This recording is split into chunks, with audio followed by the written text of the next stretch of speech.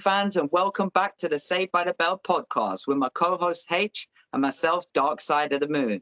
In this week's episode, we're going to be going over the weekend's boxing and recapping on that, and we're going to be talking about the Tyson Fury versus Oleksandr Usyk, the breakdown on that card as well. But before we get into that, how you doing, H, and what did you make of the weekend's boxing? I thank you for asking me how I'm doing. I'm doing absolutely great. I mean, we saw what happened on the weekend. We thought it was going to be a meaty card. We thought it was going to be some meaty fights, but boy, it was we wrong. This is why I love the sport of boxing. You think you know it all, and then in a blink of eye, wow, shit changes. But anyway, I'm excited. I'm looking forward to the weekend coming. We've got the rematch between Oleksandr Usyk versus Tyson Fury, and we've got a stacked out undercard. Now, a few things have changed, but we're going to get into that in a minute. But let's get onto the recap itself. Now, let's kickstart things off with the women's boxing, because that's ultimately what the recap was about. That's ultimately what the breakdown was last week. It was about women. So we tried to shed the light on the women's boxing. Let's kickstart things off in Britain, England.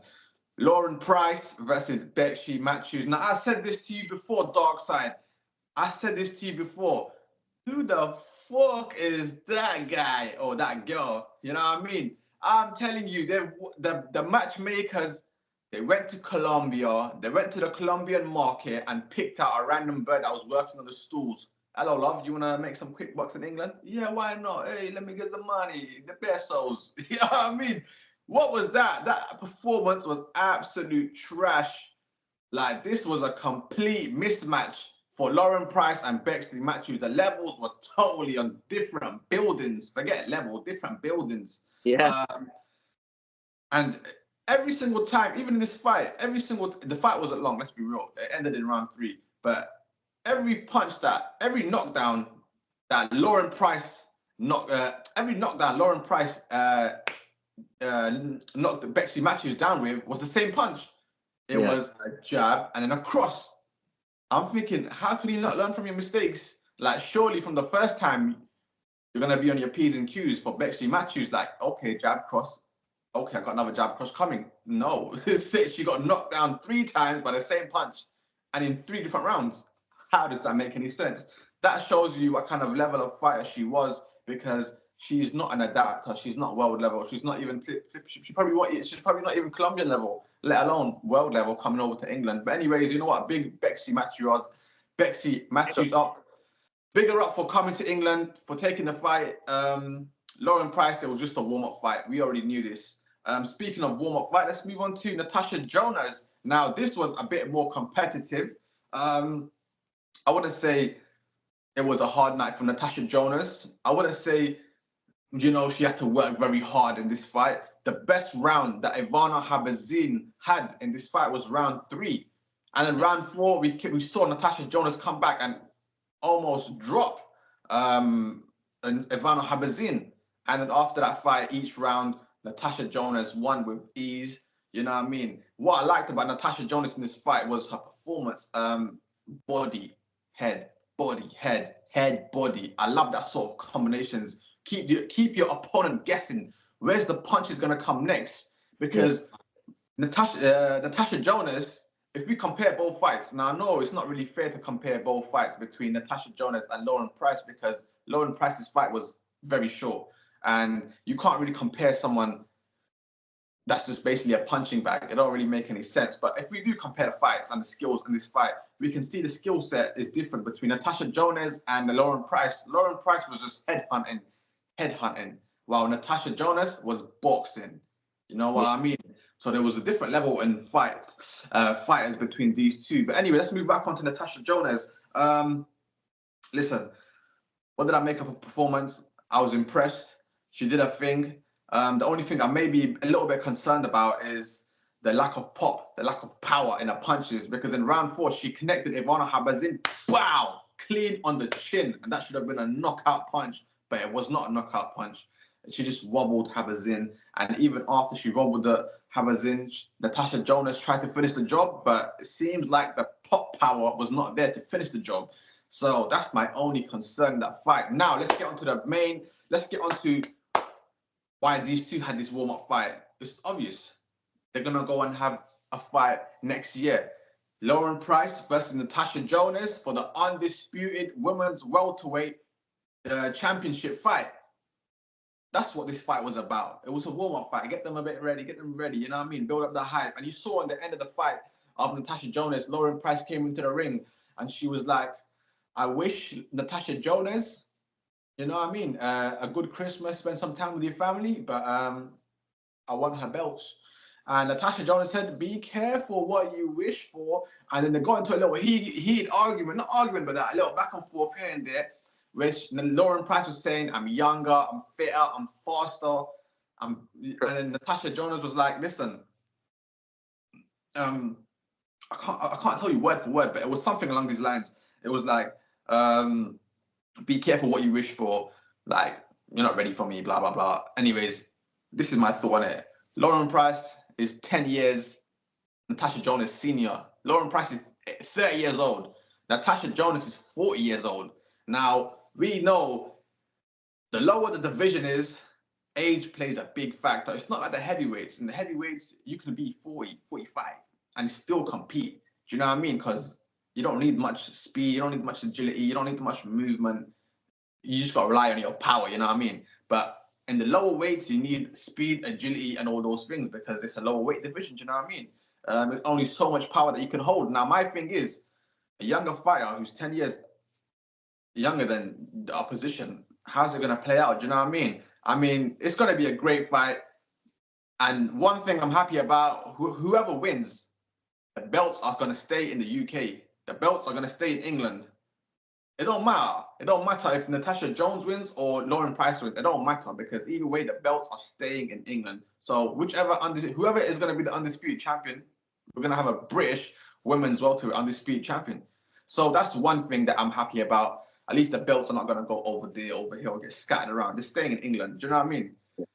Anyways, let's move on. While we're talking about the women's boxing, let's fly over to the USA, the land of the great, where the dreams come true. And someone's dream did come true. Tam Thibault made her professional boxing debut after her extensive amateur record. You know, she's from Canada. She came over to America to show the Americans what are going. Anyway, she fought Natasha Spence. You can clearly see from the get-go, this fight was a complete mismatch. When you're 6 foot, you know what I mean? When you're a 6 foot fighter and you're fighting someone that's a 5'4" fighter or something, it's going to be hard, isn't it? I mean, from the round 1 to round 4, there was literally nothing that I saw from Natasha Spence that had any significant impact on Tam. Tam was just doing a thing, keeping her distance, long range shots, using her giraffe arms. She's like a giraffe in the ring, bro. I'm telling you. She's using a long range, keeping the distance, and absolutely peppering Natasha Spence. Now, this is my thing. She was connecting a lot of clean shots on Natasha Spence, but there wasn't really doing a lot of damage. There weren't really a lot of,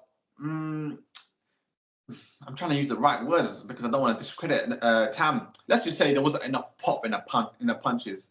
So my thing is, does she have the pop, or is she just your regular amateur fighter who's good at just getting punches thrown to score points? Or can she become a knockout artist like Clarissa Shields, who is also a middleweight? They're both in the same division. Now, I personally believe that the division that Tam is in, it won't be a threat to her. She'll breeze past most of these women with ease until she reaches a top 3. And one of the champions being Clarissa Shields. So we're going to wait and see what the future holds for Tam Thibault. Anyways, let's move on to Australia. We got 2 more women fights that we got to talk about, and then I think that's a wrap for the women's weekend. But we're gonna have an overall wrap on how we thought about the women's whole thing right now with the women's boxing division and the game right now. So let's get cracking. Australia, we had Jasmine Parr versus Shannon O'Connell. Now listen to this. Yeah. Jasmine Parr, Jazzy, aka Jazzy Parr, she was I think she was a bit, how should I explain it? Oversold to the public. She was sold to the public as, oh yes, she is gonna be the next superstar in this division. She is gonna be the megastar coming out of Australia. But sadly, she couldn't get past Shannon O'Connell, who is 41 years of age. Yeah. And Jasmine Parr being 21. 20-year difference in this fight. This should have been a walk in the park for Jasmine Parr because of her age, her youth, her speed, her agility. She had all the advantages. She was the A side in this fight, even though Shannon O'Connell had more knockouts than Jasmine had fights. Everybody writ off Shannon O'Connell like, yeah, you're probably going to get a last paycheck and call it a day. But listen, it was a close fight. I'm not going to lie to you. But ultimately, Shannon O'Connell was landing the cleaner shots. Now, I always said this. It don't matter how many punches you throw. It's what hits, what lands, and what connects. Now, if you could throw 100 punches at me and only 20 land, and I can throw 30 and all 30 land, guess who's getting the points? Me, because I landed the cleaner shots. I landed the harder shots and the more meaningful shots. So ultimately, the decision went to Shannon O'Connell, and it's like the fan base is a 50-50 split. Obviously, Jasmine's fans are saying she got robbed. Shannon O'Connell's fans are saying no, it was a clear fight. It was a clean cut fight. Do you know what I mean? Anyways, my thought is Shannon O'Connell did enough to win the victory. Jasmine Parr, she was a bit sour after the fight. You know, she did a few interviews saying, "Oh my God, I landed more shots on her. Look at her face. Oh my God, I don't know how I lost this fight. Blah blah blah." It just shows you the immaturity as a fighter as of right now, because she's 21. She's still got a lot to learn. Do you know what I mean? And her emotions, she needs to control her emotions a bit more better as time goes on, because that's not how elite level fighters react. Do you know what I mean? But anyways, let's talk about another fight on the same night on the same card. We got Kay Scott versus Desley Robinson for the IBF title, middleweight title, and this was a rematch. Now, Kay Scott beat Desley Robinson earlier on this year, back in March. So it was quite interesting to see what's gonna happen in the rematch. Now, listen, we love rematches. It's exciting. It's the unknown. What's gonna happen? What's gonna take place? Do you know what I mean? What are you gonna do different to this fight than the first fight? And you know what? To be fair, Desley Robinson did do a lot better than the first fight. She learned from her mistakes, and Desley Robinson came out. Kay Scott came out early rounds. She was doing her thing. I'm thinking, okay, maybe this might be the same result as the first fight. But then after round 3 or 4, Desley Robinson came back. She got in her motion, and listen. Once that confidence gets built up, once your confidence gets built up in the ring, oh my God, you're unstoppable. All you need is that confidence. So, anyways, Desley Robinson came back, did her thing, and now Desley Robinson is the IBF middleweight women's champion. So that was a wrap of the weekend's women's boxing. Now, quickly and swiftly, overall, Dark Side, let me ask you, how do you feel about the whole women's divisions, the whole women's boxing right now? How do you feel it's going?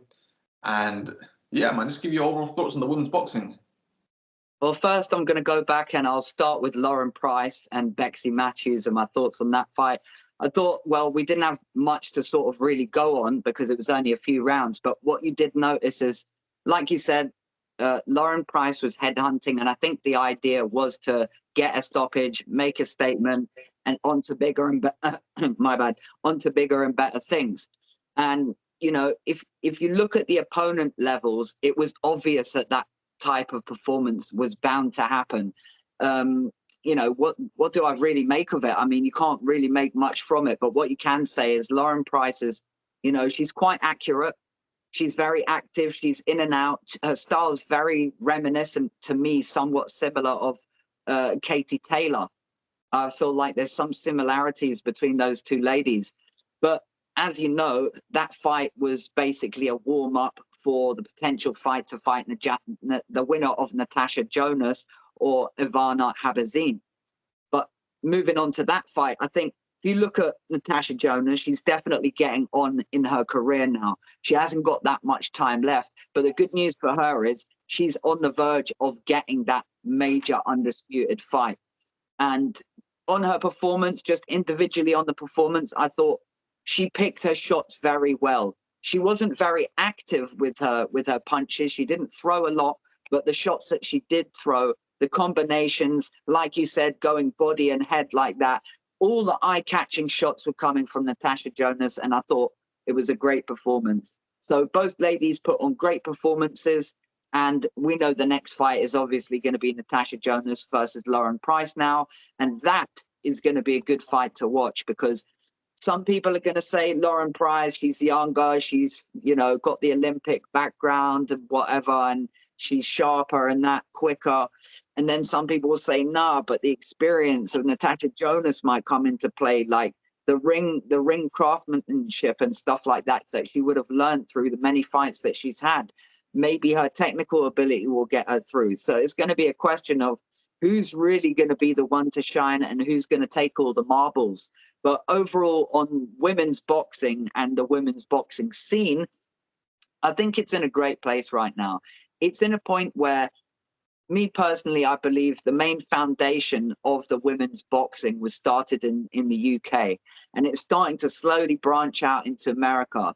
And now that people around the world are now seeing that it's working well in the UK, it's working well in America, now other countries are starting to say, hey, we like boxing and women's boxing is doing well. Why don't we put on some women's boxing events as well? And what's now happening is you're finding that women's boxing it's growing at a rapid rate now, or women's sports in general. But of course, our focus is more on boxing and combat sports. And I just have to say that I think next year is going to be a very, very interesting year for women's boxing. You've got lots of women's boxing cards coming up next year, which you can imagine are going to be main events. So it's definitely going to be something to look forward to next year. Gosh, let's have it. I mean, I like that, man. Right now, women's boxing is on absolute fire. Like I always said, and I've been saying for a long time, this is the highest point in women's boxing, you know what I mean, it's ever been. I'm talking clout, money, fame, attention, respect. I mean, look at what look at what Amanda Serrano and Katie Taylor done back in Madison Square Garden, headlined the whole event, like absolute crazy. So honestly, right now, women's boxing is at an absolute all-time high, and I'm loving it. Let's have it, bro. We want to see more talent. We want to see more ladies come in the game and show us what you lot about, man. Do you know what I mean? So yeah, man, let's move on to I'm thinking let's start. You know what? Let's go on to Dillian Whyte versus Ebenezer Tete. Now, Dillian Whyte versus Ebenezer Tete faced this week. They faced up this weekend. Do you know what I mean? Dillian Whyte, being age 36, coming in 261.2 pounds. I think this is the heaviest that he's been in his entire career. Did he even try to come in? Did Dillian Whyte even try to come in shape? That's my question. Did Dillian Whyte even come into shape? Did Dillian Whyte even try to come into shape in this fight? And from what I saw, no. I feel like he was just like, you know what, fuck this, bro. Let me just go in there, get paid, and you know what I mean? Because I feel like Dillian Whyte always knew that he had the skill set to beat Ebenezer Tete. Even though both men have got the same knockouts on their fights. Both men have got the same knockouts on their fights, even though Ebenezer Tete had shorter fights than Dillian Whyte. Dillian Whyte having 30 or so fights, and Ebenezer Tete only having 23 fights, 20 KOs, and I think it's 1 loss or something. Yeah. So it's crazy. But anyway, let's get on to the actual fight. What I thought about this fight, I mean, for me personally, this fight between Dillian Whyte and Ebenezer Tete, it was a perfect warm-up fight for Dillian Whyte to get back into the game, get back into the groove. We saw that he was rusty. We saw, do you know what I mean? He wasn't the same Dillian Whyte. And this was a perfect warm-up fight with a little bit of danger because of Ebenezer Tete's knockout percentage, you know what I mean? With a little bit of danger. So it wasn't just complete trash can. It wasn't a complete journeyman, but it was someone, with just a little bit of threat, a little spark. So yeah, it was an all right fight. The fight itself now, I can't lie to you. I think round one was the best round Ebenezer Tete had. You know, he tried to come out guns blazing. I was like, oh shit, what's going on here? Is he trying to call this one an early night? What's going on here, bro? But then these times, we saw what happened after round one. Dillian Whyte was in control, even though Ebenezer Tete tried to throw a few powerful shots. Dillian Whyte was always in control of this fight. But one thing I would say though, even though he was in control of this fight, Dillian Whyte was landing absolute haymakers on Ebenezer Tete. I'm talking clean shots on the temple, body shots, and this guy, Ebenezer Tete, was not moving. It's like, I'm thinking, what is this guy made of, bro? I don't know what. This guy was made of steel. What the fuck were they feeding him in training camp? Do you know what I mean? Like, flipping hell. And Dillian Whyte is a big puncher as well. It's not like he can't punch. Dillian Whyte is a big puncher. So I'm thinking Dillian Whyte is landing clean shots on Ebenezer Tete. What is going on here, bruv? And Ebenezer Tete is just eating these shots. But anyways, let's move on to what Dillian Whyte wants. Dillian Whyte was asked, what's next for you? What do you want to do? I mean, we saw what he done against Ebenezer Tete. You know what I mean? It's a quick little warm-up. Get you back in the groove. What do you want to do next? And Dillian Whyte said he wants to rematch Anthony Joshua, or he wants to rematch Tyson Fury. Now, if I'll be honest with you, I don't think he's ready for either of them. From that performance that we saw, in the shape that he's in, the mind frame that Dillian Whyte is in currently, he's not ready for AJ, and he's not ready for a Tyson Fury. And now I know that he got done dirty by VADA, because the last fight that he was supposed to have was with AJ. So you can see he was right at the top of the pyramid.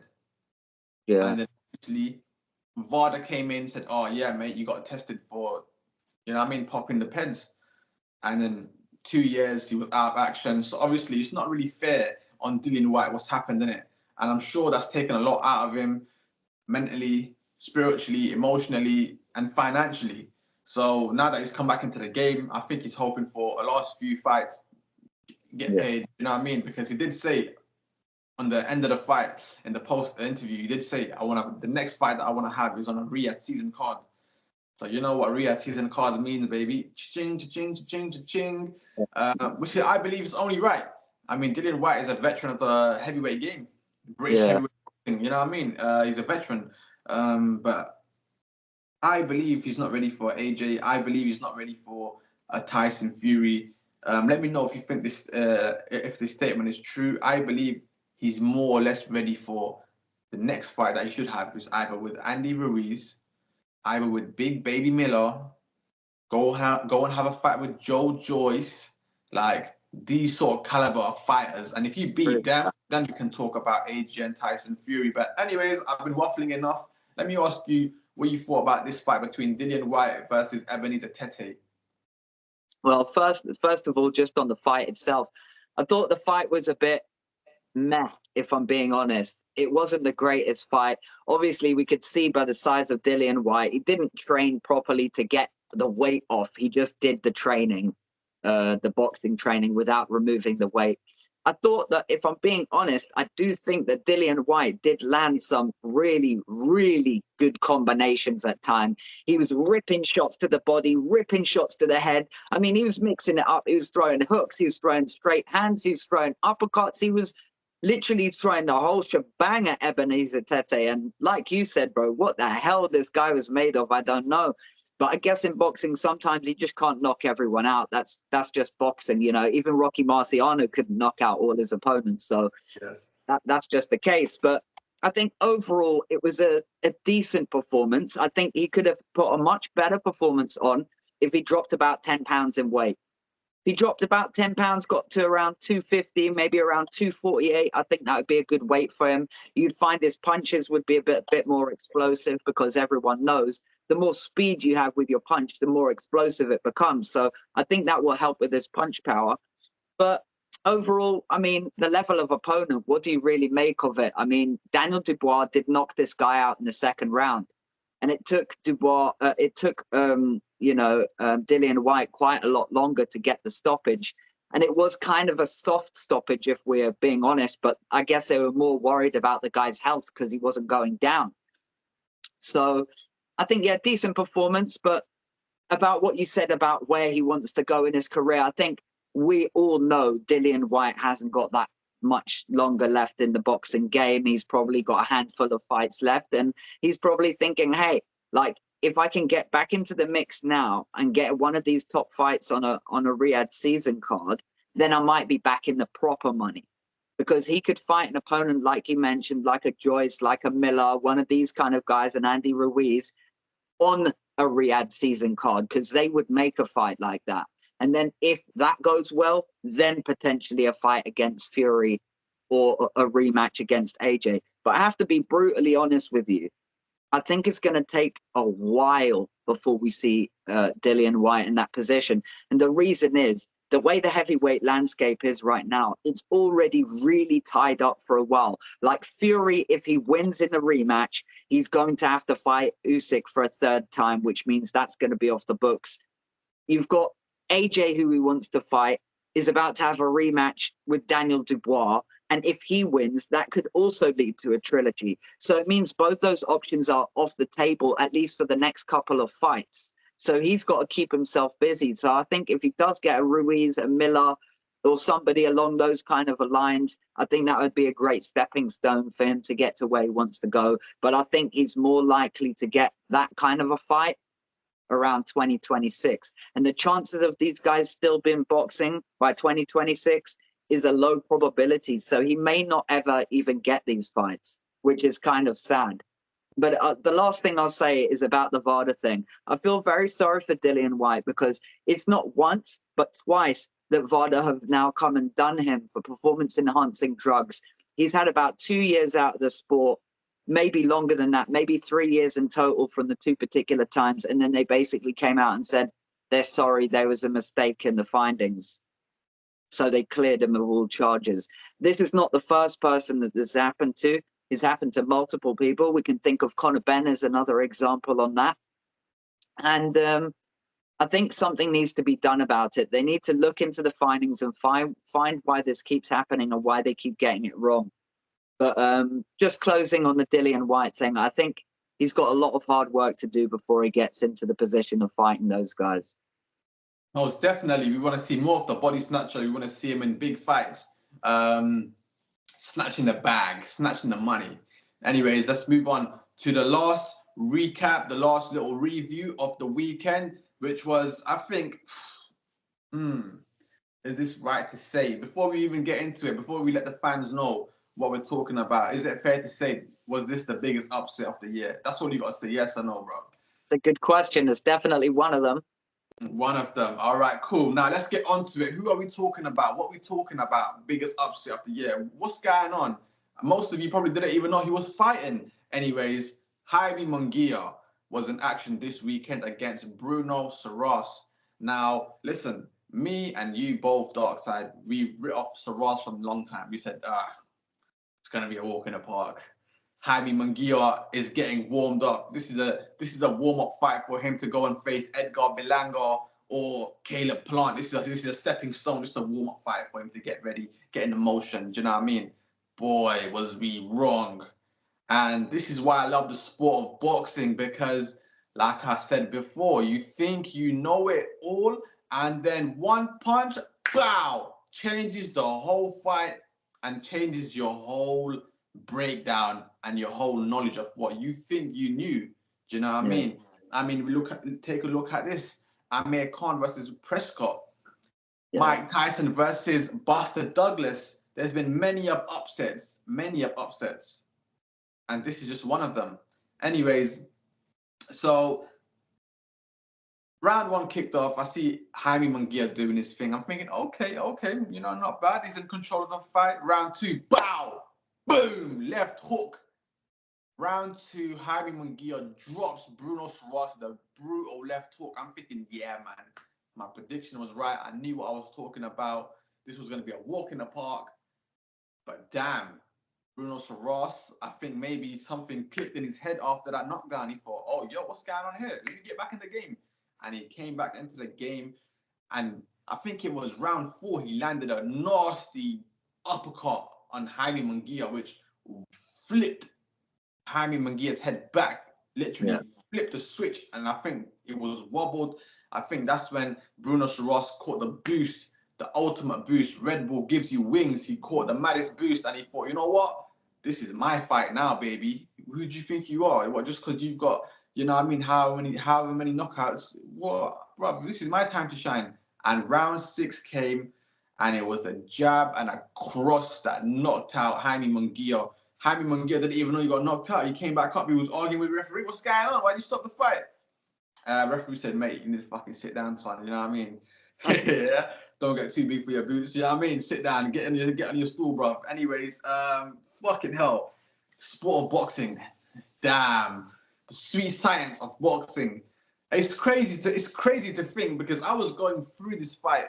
I watched the fight twice and I was going through it in my head. I'm thinking, damn, imagine getting knocked out to a guy like Bruno Soros, but not to a guy like Canelo Alvarez. Now I know Canelo Alvarez knocked him down, but they didn't knock him out. Yeah. Imagine getting knocked out by Bruno Soros. That's crazy. Yeah. That is absolutely crazy. Where's my note? Hold on. I've actually got thingy like Bruno Soros. Yeah. 1 second. Where's the like? Jaime Munguia has got 44 wins, 35 coming via KO, and 2 losses on his resume. Bruno Soros has only got 5 knockouts on his resume.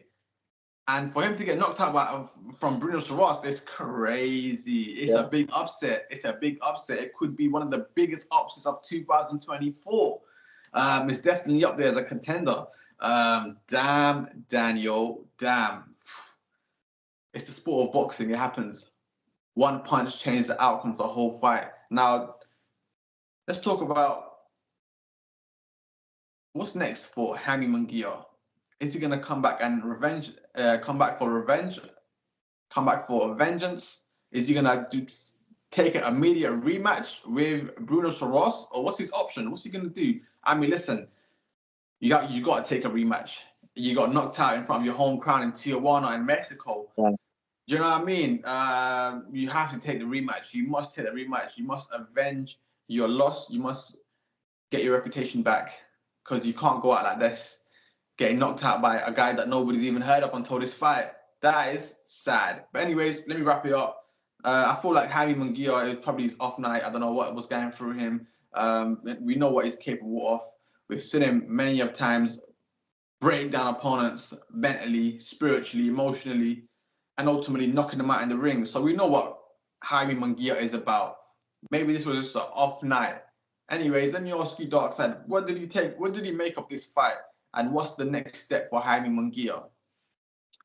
Well, what did I make of the fight? I thought, if I'm being honest, I did think that it looked like Jaime Munguia was doing what he normally does, which is just slowly break down his opponents and eventually knock them out in the later rounds. And I thought, especially when we saw that early knockdown, it was like, okay, it's only going to be a matter of time now before he gets a victory, and is likely to be by stoppage. You know, especially with the amount of knockouts he has versus the amount of fights he has, he's got a high knockout percentage. So we already thought, well, this is about to happen. And I thought that he was boxing, you know, fairly well. I did think that he was boxing a little bit more sluggish than what I'm used to seeing him fight like. I don't know if that was based on the opponent, and maybe he was just like, well, the opponent's not that tough, so maybe I won't train that hard. But he did look a little sluggish, but he was still, you know, reasonably well in control of the fight. And then just out of nowhere, bow, the big shot comes in, one hit a quit, and down he goes.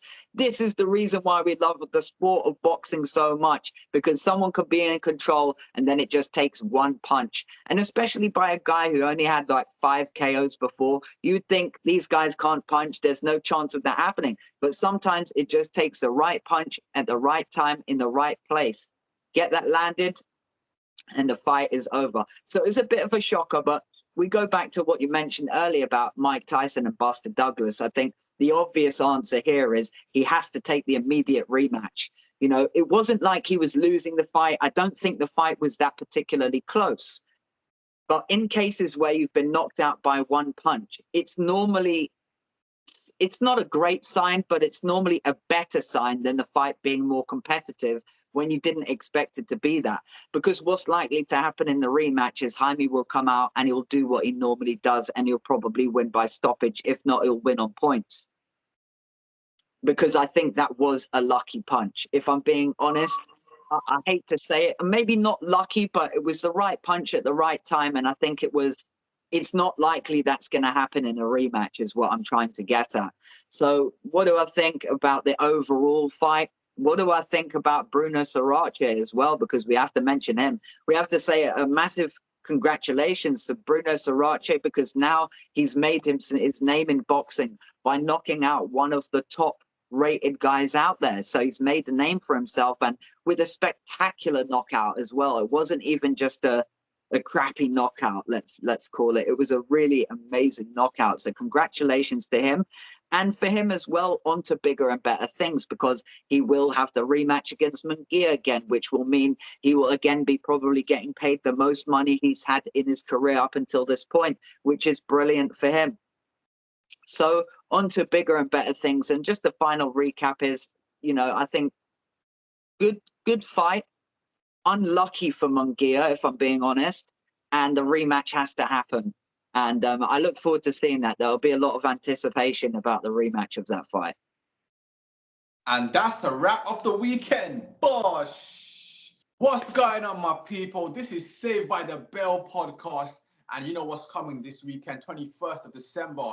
It's the long-awaited rematch. Oleksandr Usyk versus Tyson Fury. It's going down. Before we dive into that main event card, let's talk about some of the undercards. Now we've got Isaac Lowy versus Lee McGregor. We've got let me not get too carried away, because we had Dennis McCain versus Peter McGrail. But unfortunately, VADA have said that Dennis McCain is allegedly been popping peds.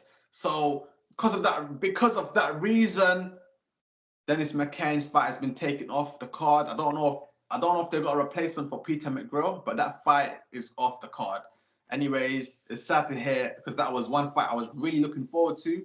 But anyways, we've got to move on, haven't we, Ross? Anyway, Let's move on. We've got Johnny Fisher, the Romford Bull, versus Dave Allen. Listen, these guys have sparred each other in the past, but now they're in the pro game. We're in the big league now. We're going to see how different it is. Then we had Serhiy Bohachik versus Israil Madrimov. Now, Israil Madrimov has caught an illness. I think it's called something acute bronchitis or something. Bronchitis, yeah, acute bronchitis. Yeah, it's something to do with your breathing. Your lungs are mashed up. Obviously, if you're in that condition, you know you're not going to be ready to fight, and it's not safe for you to fight anyway. So obviously, that fight was almost called off until they got a replacement. And who was the replacement? One of our own, Ishmael Davis. Whoa. Now, I bet you lot are thinking, what's going on here? How the fuck did Ishmael Davis get this opportunity? Listen, that's $1 million question that even I'm asking. And I'm sure you're asking as well, Dark Side. How the fuck did he get this opportunity? But you know what? I'm happy that he got this opportunity. Is he going to win? That's a whole other question we're going to get into in a minute. And then, of course, the big one, the main one that everybody's waiting for is the rematch between Oleksandr Usyk versus Tyson Fury. The long-awaited rematch. What's going to happen? Who's the king of the heavyweight division? What's going on? Anyways, before we get into that, how are you doing, Ross? And what do you think of this up-and-coming mega fight in Riyadh? Yeah, I'm doing great, and I'm really looking forward to this up and coming event. I just wanted to mention in there we got so many different fighters on the card, but you did forget to mention there's one other fight on there as well. Moses Itoma versus Oh my God, Moses Hakeem. Itoma. So that's another Oh my God. fight on the card. But Oh just my getting God. back to what you said, I think that it's going to be a fantastic event this weekend. I'm really looking forward to it. Of course, there's a lot of anticipation. A lot of people saying, can Fury do it? Can he redeem himself? Other people saying, nah, Usyk is too good. Like he's just going to do the same thing. So we're finally going to find out what's going to happen with that. But overall, we've got a fantastic card. It's a little bit disappointing because some of them have been called off, but we still got a fantastic card to look forward to. Yeah, man, most definitely. I'm excited. It's going to be a blockbuster of an event. Every single card, every single fight on this card, you have to watch. There's no way you can skip it and say, "Oh, I'm just gonna wait for the main event." No, no, no. You have to watch every fight on this card. Like, I am gonna be glued to my screen. There's no way I'm missing this one. I can't miss this one. You know what I mean? I'm gonna be glued to my screen watching each fight. Anyways, let's kick things off right at the beginning. We've got Isaac Lowy versus Lee McGregor. Now, this fight, when it was first announced, it was a great matchup. It was like, okay, cool, we've got two good fighters that are gonna clash each other. Great fight, good sportsmanship. What's happening here, bro? What's going on here? It's funny that happens, but go for it. Anyways, AI, bro, we're trying to mess with us. AI, you know what I mean? Anyways, so we had Isaac Lowy versus Lee McGregor. When this fight was first announced, it was a great fight, great matchup. Two good fighters becoming great fighters, sort of. Anyways, and then somehow things have turned sour. So it went from a great matchup to now a rivalry, a bitter rivalry. And I was like, hold on a minute, what's happened here, bro? Do you know what I mean? Like, how can a fight that was supposed to be good for the sport of boxing now turn into rivalry? Well, I guess it's boxers, isn't it? Egos, prides, words have been said. Isaac Lowy said, I'm going to put Lee McGregor to sleep. I'm going to end his career. Lee McGregor threw a few shots back and forth, talk. You know how it goes, and now it's become a rivalry. Sour. It's become a rivalry fight now. Now listen, I'm not complaining. We love a rivalry because when it's a rivalry, it makes the fight much more exciting. It gives it that little fire. You know what I mean? Two guys that don't like each other are gonna get in the ring and absolutely get it cracking between each other. You know what I mean? So you know what? It's a good thing. It's a good thing. Even just on that interview yesterday on The Zone, Lee McGregor was asked, why do you think you're going to beat Isaac Lowy? And I don't know if I can agree with the statement or not, but he said, I can beat Isaac Lowy because I am bigger, I am better, I am stronger, I am fitter. I've got a better boxing IQ. I've got better footwork. I'm just a better fighter in the whole package itself. I don't know if I can agree with that statement or not, but he's kind of close, near enough anyways. But yeah, let's get on to the actual records itself. Lee McGregor's pro record is 14 wins, 11 coming via KO, 1 loss and 1 draw. He's only 27 years of age. I mean, pretty decent doing his thing. Isaac Lowy's pro record is 25 wins, 8 coming via KO, 2 losses and 3 draws. Now listen, he ain't got the best looking resume. But I feel like one thing will play crucial in this fight is the power, the pop. Yeah. Now, Lee McGregor has got pop in his punches. If he lands clean on you, whether it's to the body, whether it's to your face or your temple, you're going down. Let's be honest. And Lee McGregor is very good at switching his punches from the body to the face to the body, jabs, cross, hooks, name it. He's very good at it. Now, on the other hand, Isaac Lowy, yeah, he's got the better resume. Yeah, he's got more wins, whatever, blah, blah, blah. But my thing is, he doesn't have the pop. He don't have that power. He don't have that ferocious, that when I hit someone, they're going down. He don't have that. He's lacking in that department. And that's a very crucial thing in the sport of boxing, because if you don't have power and your opponent does not fear your punch power, I It's a don't mind problem. getting hit. You know what? Score your points. I don't care. I'm just waiting to connect you and put you to sleep because your punches don't fear me. And once a boxer knows that your punch power does not affect me, you're fucked. Now, I believe personally, Lee McGregor is the better fighter in this. Yeah. He's the better fighter out of the two. His record is not as good as Isaac Lowy's, but we all know numbers don't mean shit. You know what I mean? It's about who you are as a fighter, what you bring in the ring, and that's what counts. You know what I mean? Records, numbers, it looks good on paper. That's all it is. Isaac Lowy now, on the other hand, I've noticed a few things as well. When he throws punches, he's literally got no defense. He's throwing haymakers with no defense. Now, that's another thing that's gonna play a very crucial part in this.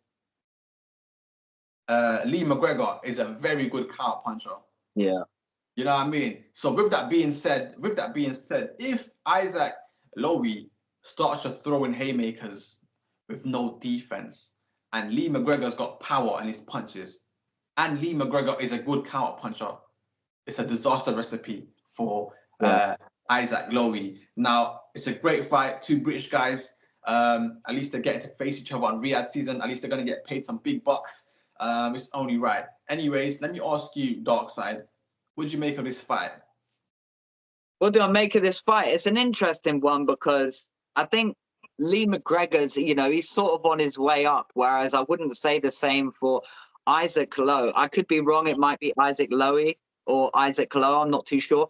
But I do notice he gets to fight. He's friends with Tyson Fury, and he trains sometimes with Tyson Fury. So every time you see Fury, you tend to see him on the undercard. Now, I've watched him fight quite a few times, and what I would say is the two main points to note is one that you already mentioned. When he swings his power shots, he leaves himself really open for counters, and not just open for a little window. He gives people a big window to hit a counter shot. The other thing is he's not technically very good, in my personal opinion. And I just think that this is one of those fights where he's quite good at selling a pay-per-view, Isaac Lowe. I think he's a good talker. He knows how to get the public sort of behind his fights. But the reality is, more times than not, he's not going to win when it comes to someone who's of quite competitive level. So I think my overall review on the fight is it's probably going to look somewhat close for maybe a couple of rounds, maybe 3 rounds. And then I think Lee McGregor's going to start getting to him. He's going to start landing multiple combinations. And I don't know if he's going to win by stoppage, but I could imagine that's definitely a possibility to happen. So that's my thoughts on that fight. Most definitely. I mean, listen, great way to start off the main card events. You know what I mean? Great. Now, another fight that we was looking forward to was Dennis McCain versus Peter McGrail. Unfortunately, for uncircumstances, Dennis McCain has been pulled out of this fight. I mean, I think the whole fight has been taken off the card. But the reason is because Dennis McCain allegedly, we have to say allegedly a few times because it's VADA we're talking about, you know what I mean? And you know the track record for VADA, absolute dirty, bro. Doing boxing dirty. Anyways, they apparently said that McCain done a test and the test came back negative. So allegedly, McCain has been popping peds. Allegedly. Now, it's a sad thing because this was a great fight. Another 2 British boxers on a Riyadh season card. Like, you got to think about it. What British boxers are doing. Now, you don't see many Americans on the Riyadh season card, but you see a lot of British boxers on the Riyadh season card. Do you know what I mean? So our guys are getting the fame, the clout, and the money. And this was going to be another great British fight. Unfortunately, I guess we're just going to have to wait and see until how long VADA comes back with a proper result. We haven't heard nothing back from Dennis McCain or Peter McGraw as of right now, so it's just a waiting game. Quickly, what's your thoughts on obviously VADA testing McCain and McCain coming back apparently negative? What's your thoughts on this? Well, I just wanted to say this is a massive blow for boxing fans. If you are not a casual fan, just looking at the main event, this fight is probably the most competitive outside of the main event. I mean, this is two guys who are really both at pretty much at the top of their game. We know Peter McGrail's an Olympic medalist. Dennis McCann has proven to be exceptionally good. He was in one close fight that he then had a rematch and did much better in the rematch. And I just think it's a massive blow for the sport. On the whole VADA testing thing, look, it's hard to know what's really gone on. But what I will say is I've noticed now multiple fighters on both sides of the pond in the States and in the UK that have been pulled up because apparently they've popped dirty for performance enhancing drugs. They've had 2 years out the boxing ring, and then they've been told, sorry, it was a mistake. Now, my personal thoughts on this is, how many fighters' careers are you going to destroy before you actually look at yourself and say, is there a problem going on here? Why do we keep having these findings coming through saying that they're positive test results, when in actual fact, it's not a positive test result at all? Because the impact of this is much bigger than, oh, you've just coming out of the fight. It ruins the fighter's credibility. It ruins their character. It ruins the chances of them being in big fights. Like we take Dillian White, for example. He was about to be in the money fighting AJ. In the money. And then they pulled him out because of the same thing. Now they've apologized and said it was a mistake. So we need to look at that and find out what's really going on here with VADA testing. Yeah, I definitely agree with you. We need to find out what's going on, because this can't keep on continuing. Yeah. Especially if, for an example, you just mentioned Dillian White. Another example, Conor Ben. Both of them were out for about 2 years. Yeah. Obviously, Conor Ben having to go to America to go and fight. But either way, listen, 2 years out of the game, 2 years lost out on opportunity, 2 years of lost out on finances. You know what I mean? So my thing is this: if the tests come back at the end and they say, "Oh, we made a mistake, the fighter was not in the wrong," there should be some compensation at least. You gotta pay. You gotta pay for me not being active because of your mistakes. You know what I mean? But anyways, let's just wait and see what happens. You know what I mean? It's a sad situation. But you know what they say, Ross? The show must go on. Absolutely. And speaking of the show must go on, let's get on to the Romford Ball. Yeah. Essex finest, Johnny Fisher versus Dave Allen. Let's have it, boy. You know what I mean? I mean, listen, we've seen the build-up. It's getting intense. It's getting intense. There was a Matchroom build-up on a little mini documentary on YouTube on Matchroom. It was between Dave Allen and Johnny Fisher training, getting ready. A few words were getting spoken about back and forth. Johnny Fisher was saying, "I'm coming for you, son. Yeah, me. Don't think this was. I beg you, don't go into this fight thinking that I'm the same 19-year-old kid that you spotted back in the days. Do you know what I mean? Don't think that, because if you do, you're gonna make a big mistake. And I'm putting you to sleep, Dave Allen." And then Dave Allen himself said, "Oh, I'm gonna treat him the same way I treated him when he was a 9-year-old kid in a sparring session with me." Do you know what I mean? Blah blah blah. Anyways, listen, this is a classic tale, isn't it? Got beat in a sparring session. Obviously, we know sparring sessions don't mean nothing in it, but got beat in a sparring session. And now we're in the pro game. Now we need to avenge that loss in the sparring session. Do you know what I mean? It's a great fight. Like I said again, another two British guys on this card. Johnny Fisher versus Dave Allen is going to be an absolute cracker of a fight. This fight will not go the distance. And I believe Johnny Fisher will knock out Dave Allen within 4 rounds. Within 4 rounds. The fight is not going past the 4th round. And I'll tell you why. Now, when a fighter loses desire for the sport of boxing and only comes back into the sport of boxing for a paycheck, you've lost already. You'll never be a great contender. You'll never be a great fighter. You will never be elite level. Johnny Fisher is fighting for legacy, is fighting for money, and obviously has that hunger and desire. Now, we can't say the same for Dave Allen. Dave Allen has been on and off. And even when he's on, he looks like he's off. Yeah. Now, in Dave Allen's last couple of fights, he hasn't put it on. He hasn't put it on his opponents. Do you know what I mean? He hasn't really put it. He hasn't really put it on in the training camps. He's only gone in the. Let me get a bit fit. Let me get myself a bit ready, and let me just go put in some work, get paid. While Johnny Fisher has been putting in work hardcore in training camp and in the ring. I mean, just look at what he did to Babik the Savage, who one's calling now Babik the Cabbage. But anyways, listen. Johnny Fisher himself said, listen, Dave Allen is only putting it on this fight with me as Johnny Fisher. And that's a mistake he's made because I've been putting it on for the last however many fights since I started my pro career. I've been putting it on. You can't just put it on in your last fight and now think, oh yeah, I'm gonna go beat Johnny Fisher. It's not gonna happen. But that's my thoughts. I believe Johnny Fisher will knock out Dave Allen in 4 rounds. Yeah. Let me ask you what your thoughts are on this fight and give us a little prediction as well. Why not? Give us a prediction, Darkside.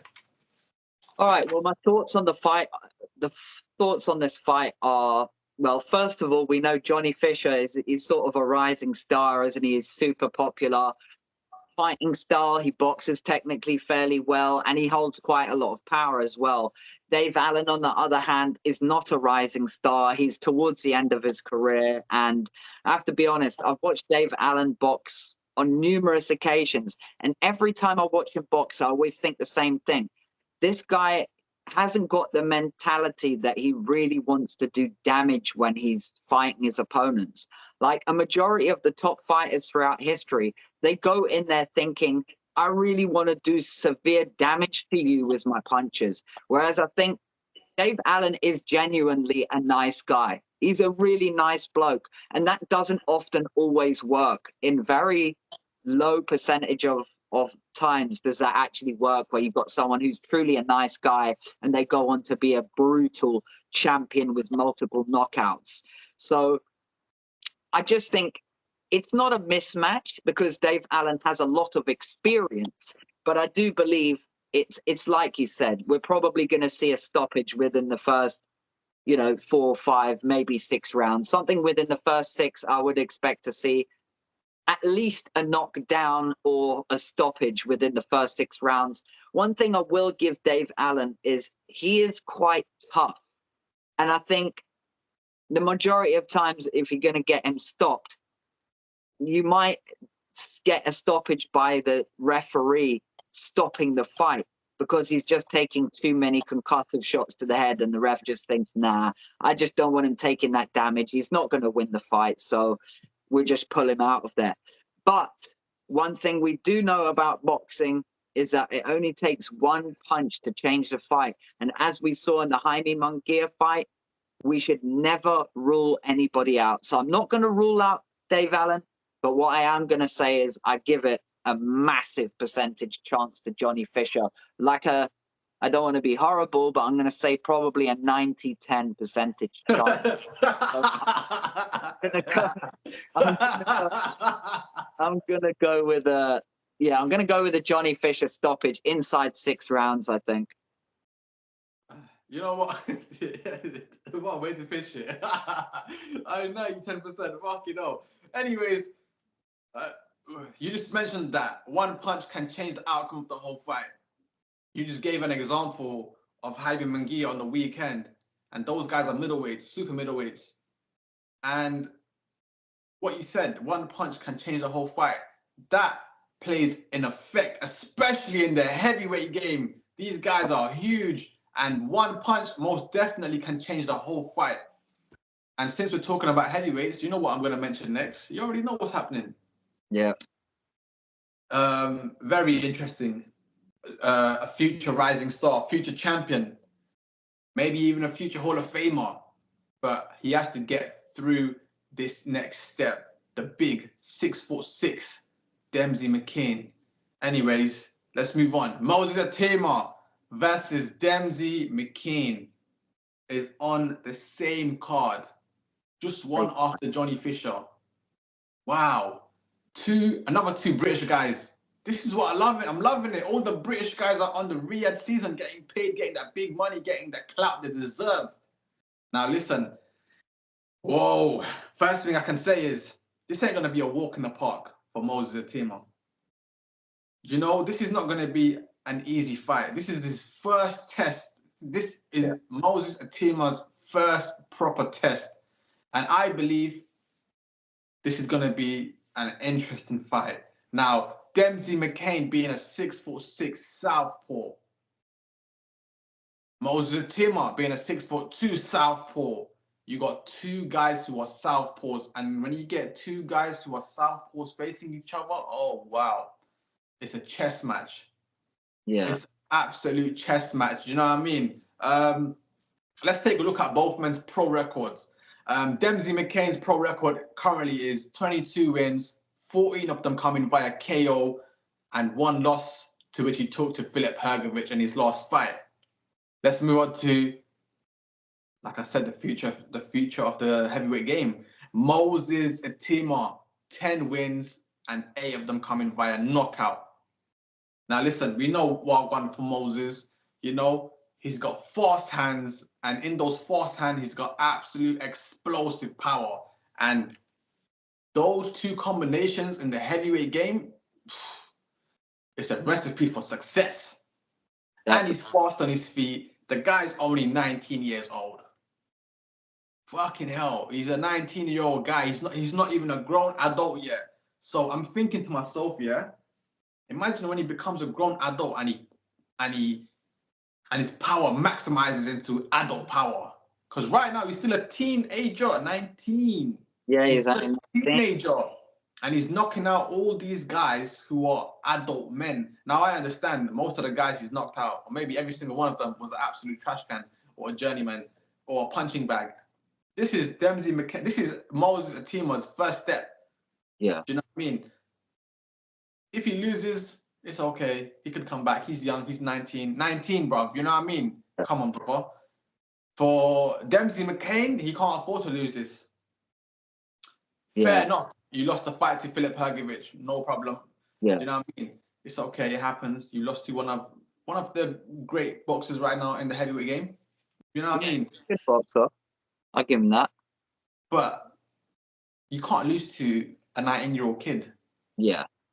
You can't, because you'll lose all credibility. Do you know what I mean? Now, I understand that Moses' team, Moses himself, they were looking past Dempsey McCain as almost to say, we're not even looking at you, mate. We're just going to get you out of the way. We're looking past you. And that's what Dempsey McCain said. You're making a very fatal error, because looking past me is a mistake. I'm not just any guy that you faced before. I'm Dempsey McCain. And I'm going to show you what I go on. Now, listen, Dempsey McCain, what I like about Dempsey McCain, yeah, is actually I like and I don't like it as well. I believe you should use this technique to a certain extent until the opposition clocks on what you're doing. Do you know what I mean? So Dempsey McCain, if you've noticed, yeah, with his lead hand, he's always doing this, like, he's always doing like a jab to basically block the opponent's vision, or to like basically, bow, set up his second punch. You know what I mean? So he might be doing this, and he come with the left hook, or he might be doing this, like this sort of jab, jab, jab, and come with the cross. Do you know what I mean? That's what Dempsey McCain does. But he does it too often. He does it every second of every round. And doing that for so much amount of times, your opponent will clock on. Hang on, this guy keeps doing the same thing, so I know what he's gonna do. I mean, I understand. This is boxing. It's a sport of science, and the feints are gonna help you in your fight. But not every second the feint, because if you keep doing it every second repetitively, the opponent, Moses' team, was going to clock on. Hold on a minute. I know what this guy's trying to do. Do you know what I mean? And where Dempsey McCain, I think his weak spot is uppercuts. And we've seen in his previous fights, people can land uppercuts with ease, with absolute ease. Because when you keep on doing this, you can't see the punch coming from underneath, because you keep doing that. You're blocking your own vision as well. Anyways, let me move on. Let me quickly give you my prediction. My prediction is Dempsey McCain's only option for winning this fight is he comes out guns blazing. He comes out, applies pressure on Moses Atima, and absolutely bangs the shit out of him from early on. Don't give Moses Atima a slight confidence, a slight chance of building momentum. Every time he builds momentum, break him down. Do you know what I mean? That's your only hope for winning this fight. Other than that, you're fucked. If Moses Atima comes out guns blazing, or even if he comes out and in the later rounds he builds his confidence, you're fucked. Do you know what I mean? So this is the key in this fight. Don't let Moses Atima build confidence and break his momentum down from get-go, from round one. That's your only hope of winning this fight. Anyways, let me ask you, what's your thoughts on this fight, and give us a little prediction. Well, my thoughts on this fight is actually this is a great fight. I think it's a good testing fight because they're moving Moses really quickly, and they're doing that because they know that he's highly skilled. But sometimes it's not always a good idea to move people so fast. But I guess we're going to find out what level Moses Atima is at, because I do believe Dempsey McKean is a good boxer. I don't think he's the best, but he is a good boxer. He's vastly more experienced than Moses Atima.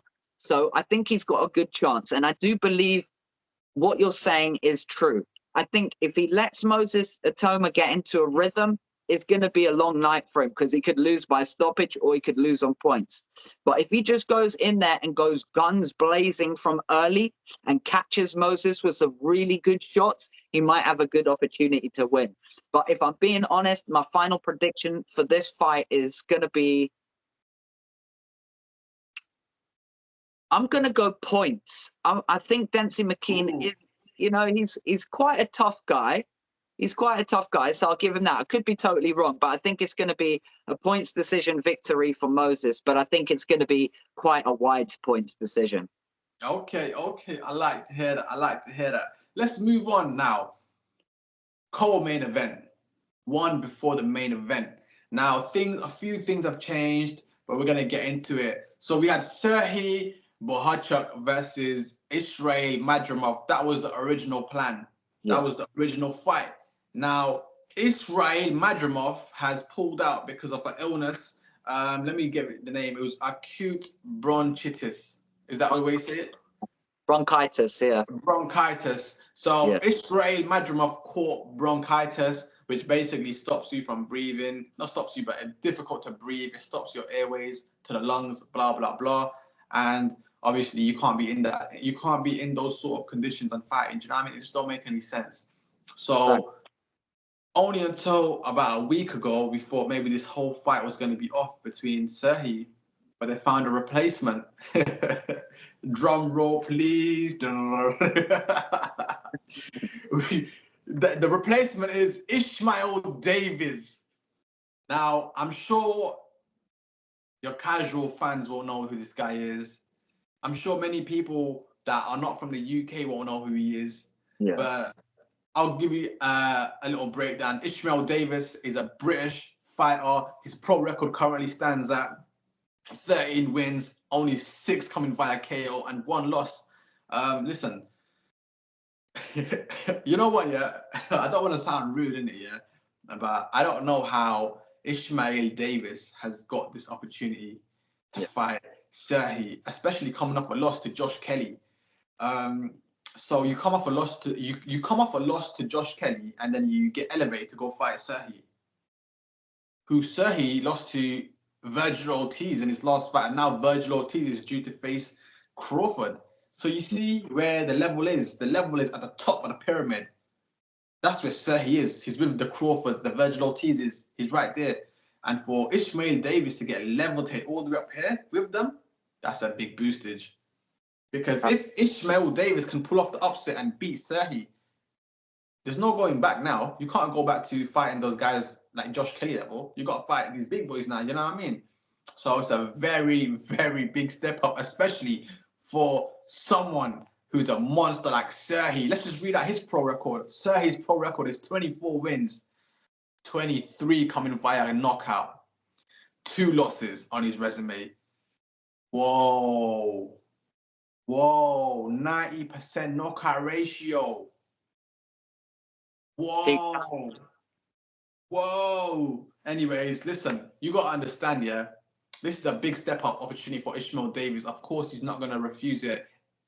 Ask yourself, about a year and a half ago, a year ago, nobody even knew who Ishmael Davis was. Yeah. If you asked me a year ago, who's Ishmael Davis? I said, who the fuck is that guy? Now look at him. In the space of a year and a half, he's elevated to fighting the best opponent that he could possibly face in his novice career right now. Do you know what I mean? Yeah. Now, I'm not going to lie to you, yeah. You got to give respect where it's due. Ishmael Davis took this fight on a 2-week notice. Respect is given where it's due. So for that reason, you have earned my respect. You've got the balls, the minerals to take this fight. And most importantly, you're not stupid enough to refuse this fight. This is the biggest opportunity that you're going to get. And it's on a Riyadh season card. So big up yourself for that. Thumbs up for you, mate. Now, let's get on to the actual fight itself. Fucking hell, mate. Listen, let's be honest with you, yeah? Let's be real on it. Damn, it's going to sound sad because I never like to bash our own in it. You know what I mean? I never like to bash our own British fighters, but I don't believe Ishmael Davis has got what it takes to beat Serhi. In skill set, in power, in ring IQ, in knowledge, in everything, in experience. I don't think he's got any of those to beat Serhi. But you know what? Let's not knock him out just right now. Let's not write him off just right now. We saw what happened to Jaime Munguia with Bruno Soros. You know what I mean? Nobody heard of Bruno Soros until this fight. And Bruno Soros pulled off the upset. Now listen. Ishmael Davis is a good British level fighter. Let's be real.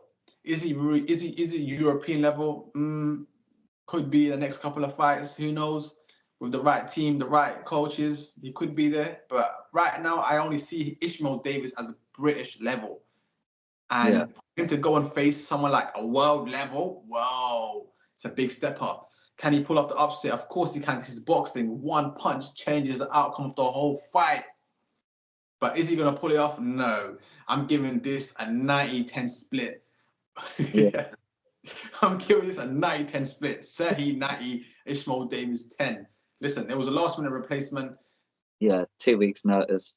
They don't want Serhi to lose, you know what I mean? They don't want him to lose. They want him to win so they can get the rematch on with Ismail Madrimov in the future. But quickly, what's your thoughts on this fight? What's your thoughts on Ishmael Davis stepping up to the ladder? And give us a prediction, please. Thank you. Yeah, well, what do I make of this fight? It could be a good fight. Sometimes you just never know with boxing. You got two complete clash of styles because I feel like Bahanchek is not a great technical boxer, whereas I feel like Davis is probably the slightly better technical, but Bahanchek has got the power advantage. So I think it's hard to know what's going to happen because it is boxing. But if I'm going with what my head is telling me that it's probably going to be a stoppage victory by Bahanchek. And the reason why I think that is if you look at his record, he's only not gone the distance in one of the fights that he's won. So it means he knocks his opponent out pretty much every time in every fight that he wins. So I'm going to go stoppage victory for Bahanchek against Israel Davis. Hey, listen. Big up to Ishmael Davis for taking this fight. You know what I mean? We wish you luck. We always root for the British guys. But you know, sometimes you got to stick with the facts. Yeah. You know what I mean? Anyway, let's move on.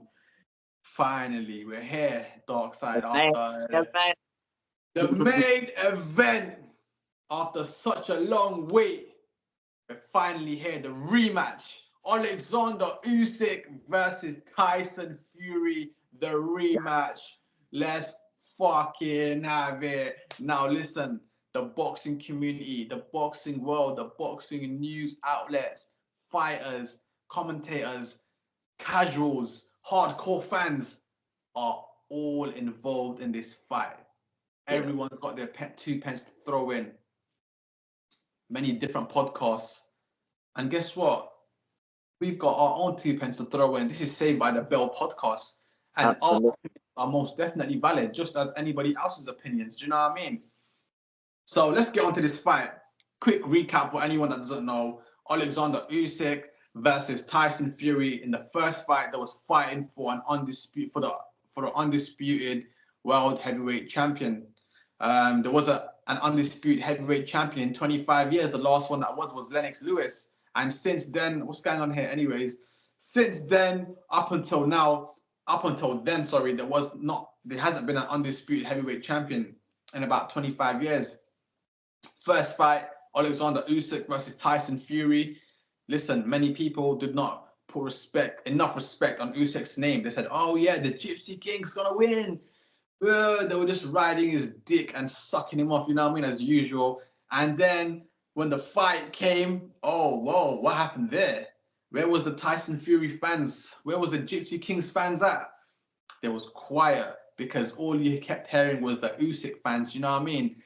Listen, first fight, it was great. It was absolute amazing to watch two of the best heavyweight boxers in this current era go at it toe to toe. Do you know what I mean? Oleksandr Usyk being a master of chess, Tyson Fury being the Gypsy King. It was a great matchup to watch. Obviously, we saw what happened towards round 9 when Usyk almost put the Gypsy King to sleep. If this fight was not an undisputed fight, that fight would have been called off, because there's no way that a referee is letting a fighter slide around the ring. Hey, you know what I mean? Like, he was going from one corner, Tyson Fury was going from one corner of the ring to the next, just on the ropes. You would have thought this was dancing on ice, bro. Anyways, let's move on. That was a quick recap for anyone who didn't know what happened in the first fight. Let's move on to the second fight, the rematch, the most anticipated fight of the year, the biggest fight of the year, the biggest card. Who knows? But anyways, this is most definitely the biggest fight of the year. Usyk versus Fury 2. First of all, before we get into any predictions, before we get into any breakdowns, I want to know, what's your thoughts on this fight? How excited are you? I'm really excited for this fight, man, because this fight is not just about Fury and Usyk. It really sets out the whole landscape of the heavyweight division. You know, depending on what happens on these fights will depend on what happens with more fights and how everyone else has to sort of fight around them. So it's going to be interesting. It's going to be very, very interesting to see what happens.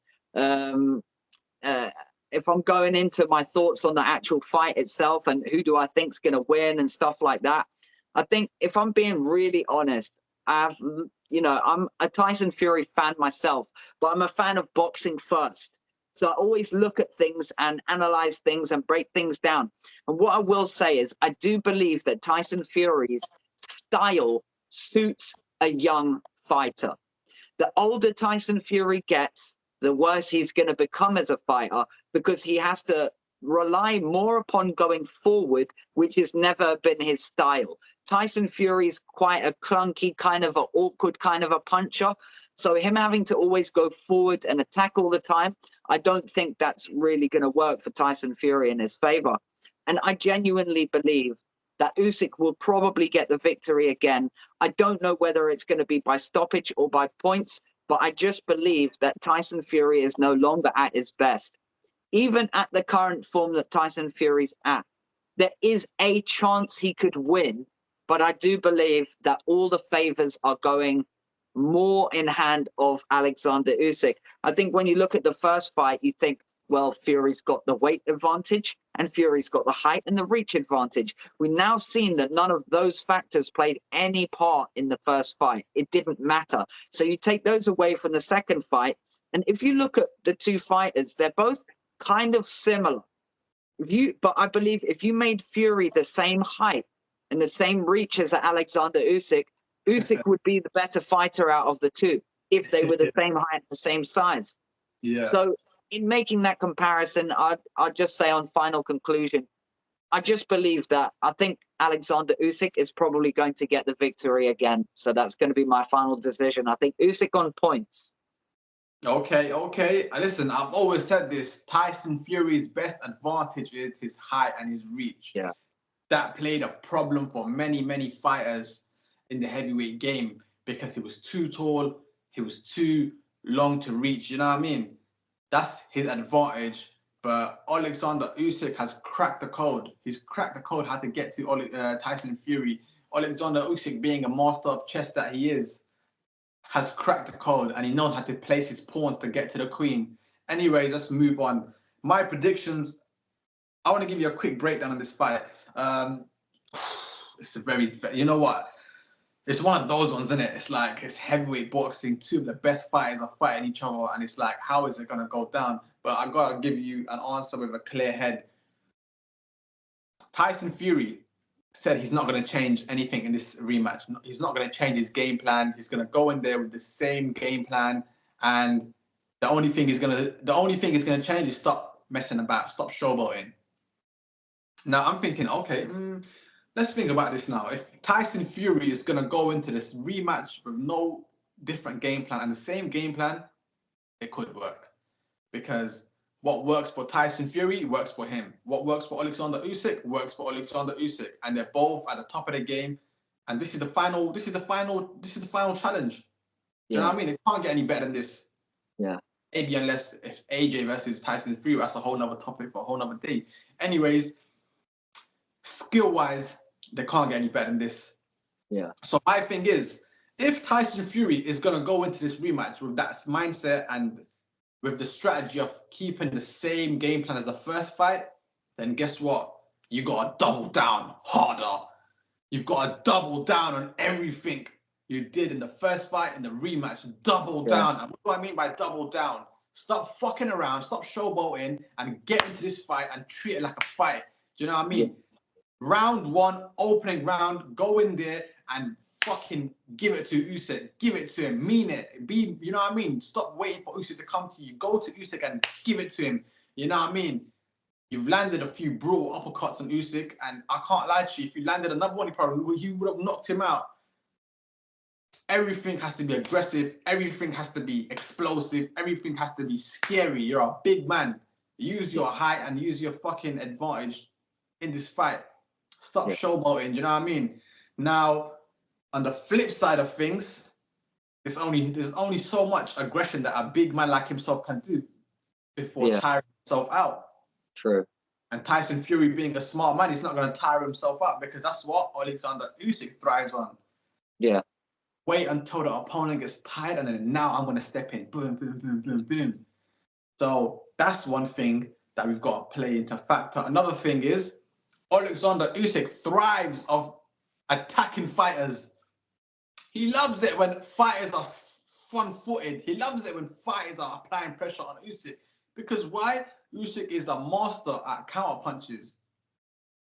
Usyk is a master at waiting for the right shot. Boom. He don't waste punches. Have you noticed that? Oleksandr Usyk, every punch that he throws, he's throwing with good intention, and he's landing most of his shots. Yeah. But anyways, I've been waffling enough. Let's get on to the final prediction. Ooh, I can't lie. I'm giving this a 60-40 split. 60 to Oleksandr Usyk and 40 to Tyson Fury. It's a close fight. Let's be real. It's a close fight. I'm excited. I'm ready for it. Riyadh season. Let's have it. And quickly, let's wrap this whole thing up. The whole 21st of December, the whole Riyadh season. Let's wrap it up. And we got to, first of all and lastly, thank Turki Usyk. We must thank His Excellency Turki Usyk for putting up this event, for being a part of the sport of boxing for the past year and a half now, made all these great events coming. Thank you for the thumbs up. Yeah, for making all these great events. And now we've got this one here. Wow. Big up to Turkey, man, because I believe without Turki Usyk, these fights would not be getting made. Yeah. These cards will not be existing if it wasn't for Turki Usyk and the money that he's invested and just the influence that he has over the sport of boxing, making enemies come and work together. Yeah. Eddie Hearn, Frank Warren, you'll never see these guys working together. You know what I mean? Now they're working together. So it's great to see. Thank you for Turkey for basically just helping the sport of boxing. Quickly, have you got anything to say about this Turkey and Riyadh season cards? Yeah, now just briefly on the card, I think boxing was not in the state it is today before Turki Usyk came over. I feel like ever since he stepped onto the scene, every fight that we've ever wanted to see is happening and will be happening. And I think the reason for that is he's not just looking at as a business, he's also looking at something that he loves, because this guy is a passionate boxing fan. He's a big fan of the sport. So because of that, he's bringing us the best possible fights. He wants to see the best fight the best. And that's what us as fans want to see. So we can't complain. We've had a fantastic year, and I'm sure it's going to be a fantastic card on the 21st, man. I'm really looking forward to it. Fight fans, that's it from Saved by the Bell. We will catch you on the rebound. Bosh. Peace.